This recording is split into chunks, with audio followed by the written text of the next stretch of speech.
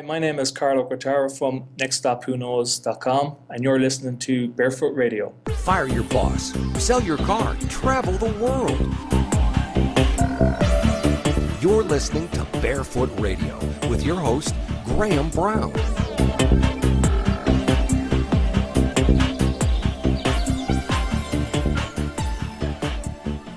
So Carlo, thanks for joining me. How are you doing? Not too bad, Graham. Thanks very much for inviting me on the show. Excellent. And where are you in the world today? At the moment, I am sitting in an apartment in Medellin, Colombia, where I've been for the last 2.5 weeks. So we're just kind of settling down here for a month to take a break from the full-time travel journey. So great place in the world. And let's talk a bit about your travel journey. We'll go into detail in a minute. I want to start first by where it all started. And was there a day or a conversation where you and your girlfriend sat down and said, let's do it, let's go travel? If there was, can you share with us what that was and what you were feeling at that time? Yeah, I think when we both kind of decided that we wanted to pursue a kind of a lifestyle of travel was back in 2011. We were in Thailand at the time, and I had hurt my back really bad. I dislocated a disc, which brought an end to a 7-month backpacking trip around Southeast Asia. So we were forced to go home after just over 3.5 months. So obviously when we got back home, we were a little kind of depressed about the whole thing. And we kind of just decided, you know what, we're going to someday hopefully get back to Thailand with the intentions of, you know, trying to make a go of it full time. And we had no idea at that stage that we could do it online or something like that. Originally, our idea was to go back to Thailand and teach English and start the whole thing that way. So we applied for a teaching English course in a CELTA course, it's called, up in Chiang Mai, and we got accepted into that 9 months prior to going. And that was kind of the initial plan of what we were going to do to try and, you know, live this kind of travel lifestyle, even though teaching English would have kept us kind of more location dependent rather than being able to go, you know, fly around the world. So that was initially where this whole thing started from, you know, which would have been in late 2011 when we came back from that trip. So at that point, you were heading out to Thailand to teach English, and you say in your blog, we left Ireland on a one-way ticket to Thailand.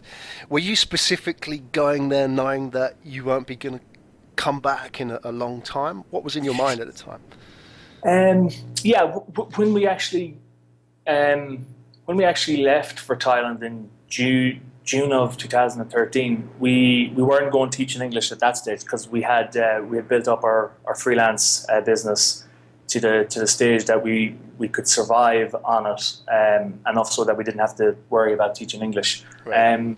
So, you know, we had a kind of an open, you know, as a one-way ticket, but we knew we would have to go back to Europe for a mate's wedding in the following April. So, you know, we knew no matter what happens, we're going to go back to Spain in April, and then we go home for a few weeks to see our family and that before heading off again.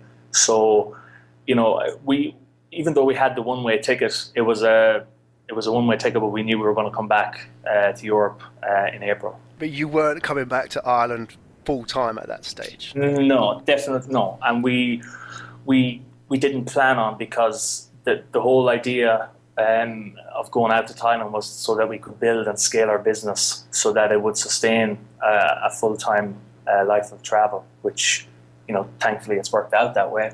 But so that was the plan from the get-go. Right. So let's talk about your business in a bit. But before that, there was a point where you had to tell family and friends, and I see as well that you said you had a class reunion with your degree year mates. I'm just curious to know, what did people think of you and your plans when you told them that this is what you were going to do? To be honest, a lot of people more or less thought we would have done something like this a lot sooner. Because myself and my girlfriend, we're going out 9 years this year. So we, from the start, we always made travel a kind of a priority for us. We'd save up, go on trips, backpacking trips here, there, everywhere, and so we were always planning for something. When we come home from one trip, it was like we'd be asked by our friends, "So where's next?" And so when we told them that, our plans were to move away, kind of more or less full time, and do an online kind of journey, if you like, they kind of were expecting it to a degree. Some friends kind of did and still probably don't know to the full extent of what we do online. But they fully support us and think, it's great what we're doing. There was obviously a build up to this. You were out there traveling. What was the point where you decided to make a go of this full time? What was the trigger?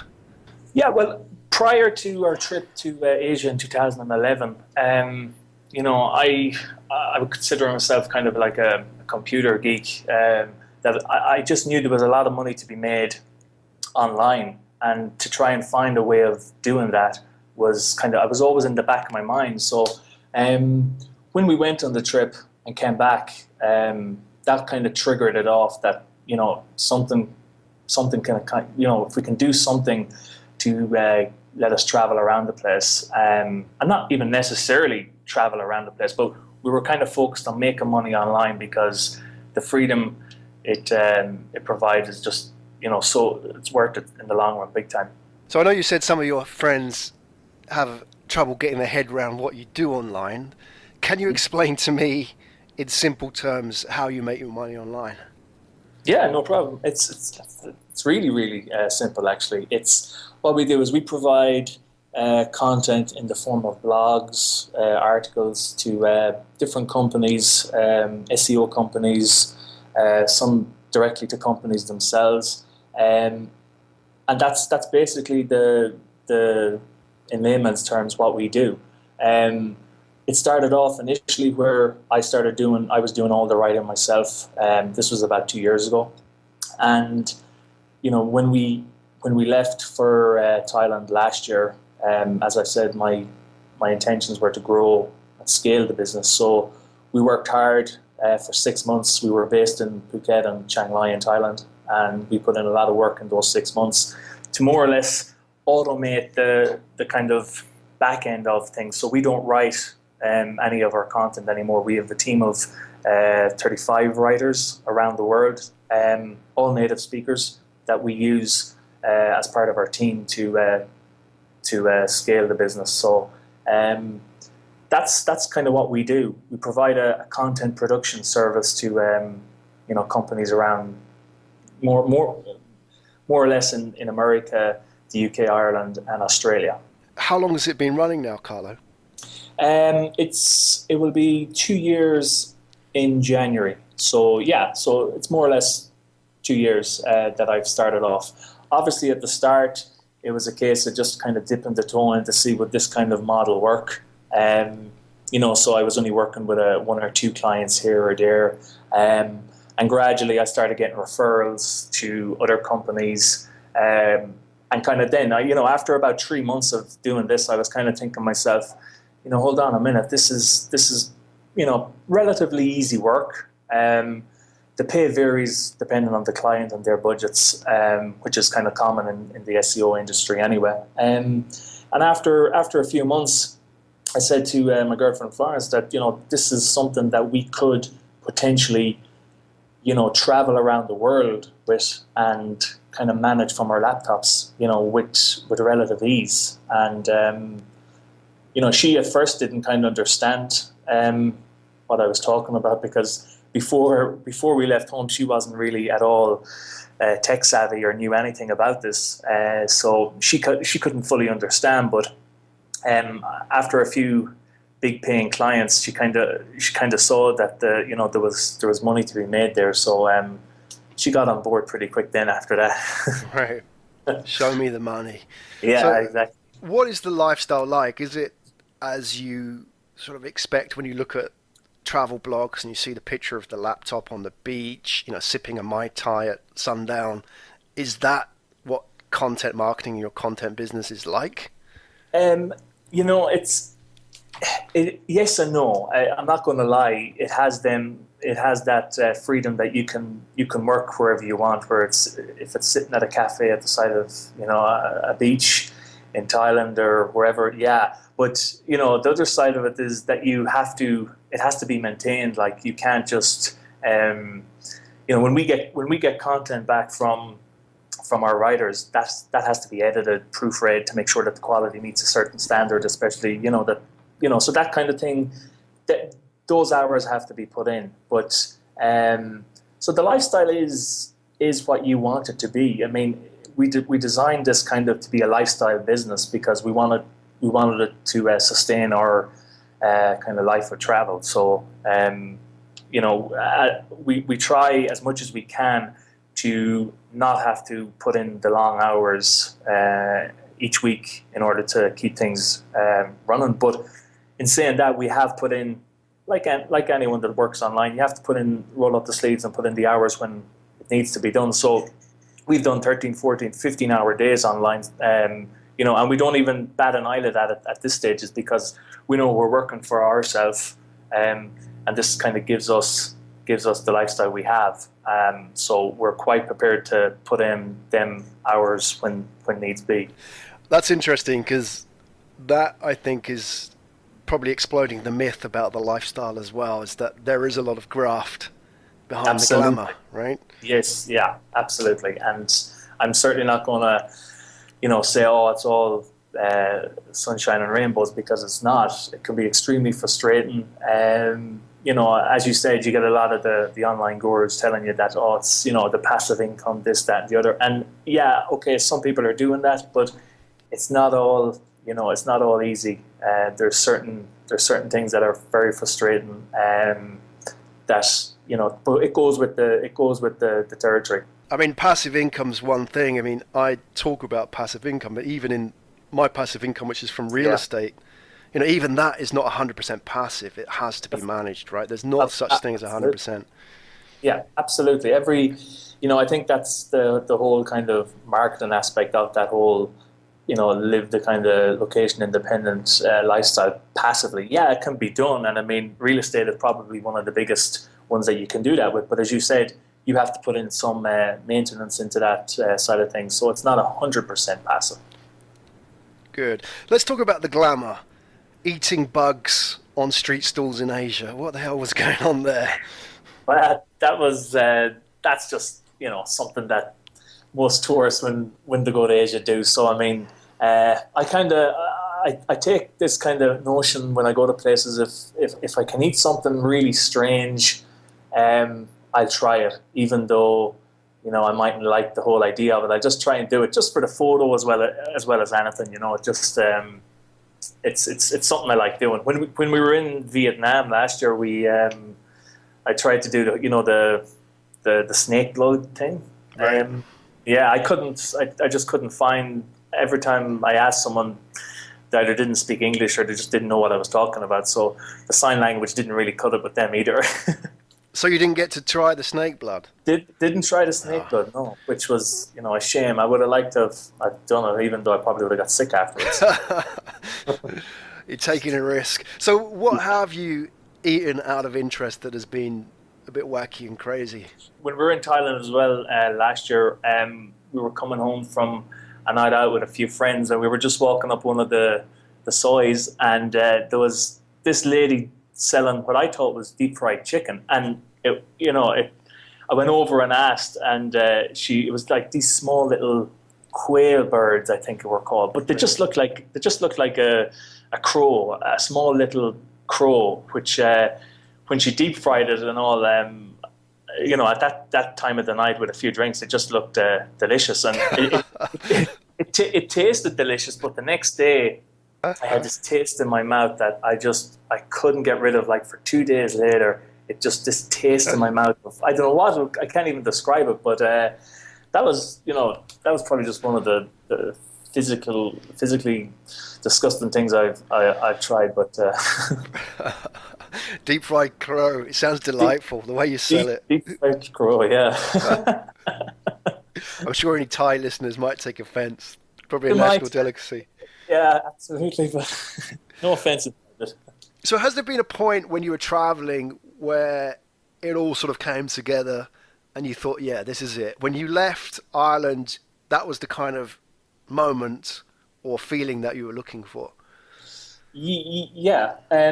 As I said, we went to Thailand for 6 months with the intentions of scaling up the business. So we were based in we had an apartment in Phuket for 3 months, and then up in Chiang Mai for 3 months. And it was in that time that we scaled things to the extent that we knew we could make a nice, comfortable kind of travel lifestyle. The next step was when we were leaving Thailand, we were going to travel through Laos, Vietnam, Cambodia for 3 months. And that was the kind of next step to see, could we manage our business on the road? Because it's one thing being in an apartment and having a nice routine and having good internet. So after the 3 months, well, it was actually during the 3 months around Vietnam. We were doing Vietnam by a motorbike, and I remember saying to Florence, like, we're actually managing this business, on the road. Like, we're not just, staying for a week in a place and catching up. We're on the bike every day. We're catching up with emails at night, and kind of managing the business. So it was around that time in Vietnam that we knew that if we can travel and manage the business, we've done it. Even though it's not easy, especially with some dodgy Wi-Fi spots and that. But we did it, and we proved to ourselves that it can be done if it's a case of full-time travel, that it can be done. And obviously, we've been here in South America since June, and we've been traveling a good 3.5 months of that.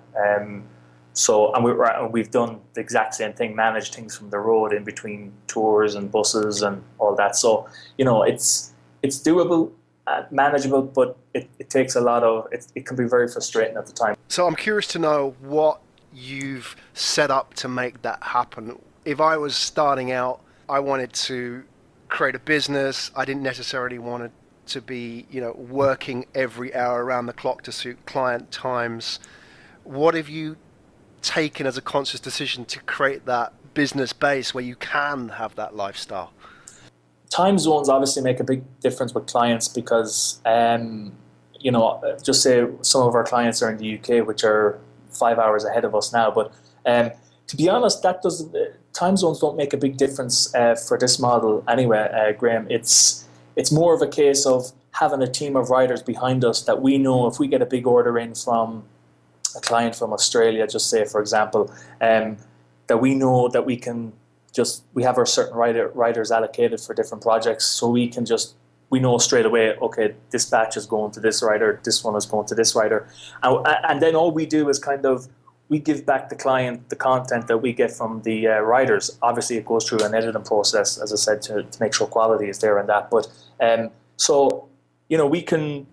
some of our writers are based in the UK, Australia, and America. So we know if we need a certain batch from a certain time, we can give it to a writer that we know will get it back to us at a certain time. And that gives us a lot of peace of mind. And, because obviously we don't have to create the content ourselves. We can just focus on, making sure quality reaches a certain level and stuff like that. So you must have spent a lot of time shuffling the pack, so to speak, with writers and getting the right ones for that quality, right? That's probably in this, one of probably the main frustration for us, due to the nature of it being a fully outsourced content business. That's the main thing, because we spend so much time and effort into making sure the writers that we take on meet a certain kind of level of competence, because we don't outsource for cheap, because we just want to make sure the quality is there, because it gives us a lot of peace of mind knowing that we don't have to edit anything, or our editor doesn't have to go too much in depth to polish up the article. But finding writers can be tough, because a lot of people like the idea of, you know, making money from the laptop, but they might necessarily